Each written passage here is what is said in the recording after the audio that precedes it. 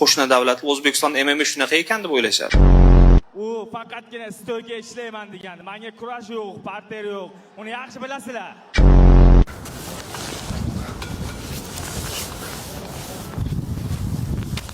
Face to face. Men jangariman, jangchiman. Menga jang beringlar. Xalqimiz ham tushunsin shu narsani. MMA bu masxarabozdan jang emas, MMA bu shou, sirk emas. Verzot Gold. Usoka.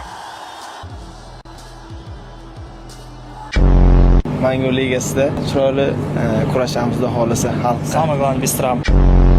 Oktagon liga.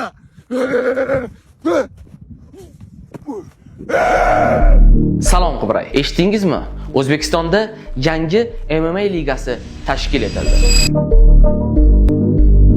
Endi bu ligada hech qanday qimor o'yinlari reklamasi yo'q va bukmekerlar ham homiylik qilmaydi.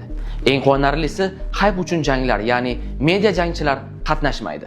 Tobora sirkka aylanib borayotgan ayrim qo'shtirnoq ichidagi ligalardan farqli o'laroq, bu yerda jangchilar jang qilishni ham bilishi kerak. Bu degani barcha janglar professional tarzda professional sportchilar tomonidan o'tkaziladi.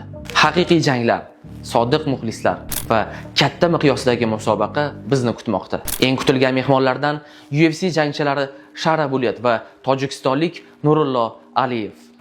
Asosiy kartlarda esa hamyurtlarimizdan Ramazon Temirov, Muhiddin Mamajonov, Amirxon Alixo'jayev va Xotanbek Boynazarovlar ishtirok etadi. Yurtimizning bayrog'ini haqiqatdan ham ko'kka ko'taraman degan janglar ana endi boshlanadi. Murodov professional ligasi so'nggi bor o'tkazilganidan so'ng muxlislar bu kunni intiqlik bilan kutishganida va shu kun keldi. 7 fevral Humo Arena.